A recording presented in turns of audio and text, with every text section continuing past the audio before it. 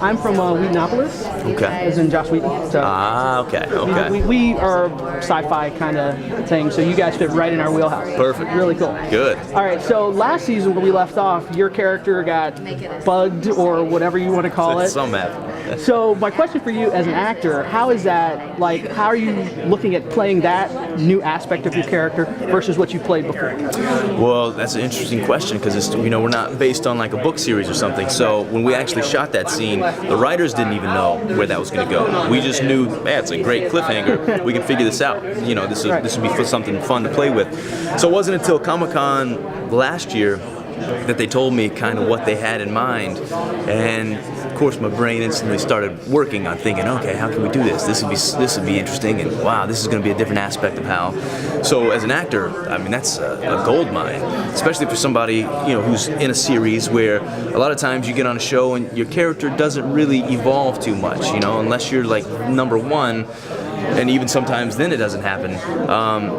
You're stuck with this one trajectory and you just are that character. So this was a great time to be able to completely deviate from what Hal usually is. And looks like we're going to see a little bit of the dark side of him, which what actor doesn't want to do that? So I know everybody's been asking you questions about your conflicting girlfriends that you have. I'm going to actually ask you a question about what are your brothers. You are the big brother, and your job has been so far really to take care of your brothers. How's that going to change in season 3 now that you're the one that kind of needs help, or how's that family going to? That's a great question because of everything that's going on with Hal. And I'll preface this with when we find Tom this season, he's actually the president of the new United States here in Charleston. So now this is no huge operation. It's just Charleston. It's a couple hundred people, but to us it's all no. We don't know if anybody else is even out there. So that's taking up a lot of his time.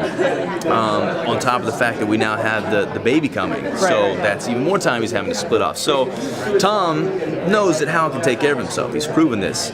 So he actually isn't paying any attention to Hal, therefore allowing Hal to be able to slip off onto the deep end with whatever he's dealing with. And yes, Hal should be there to look after his brothers like he always has, but he has so much going on with himself that he's just trying to keep this thing contained because he feels like he could possibly be a threat to people, but he doesn't know what's going on. So you're actually not going to see a whole lot of interaction between the brothers, or at least me with the brothers, because I'm so consumed with just not getting crazy.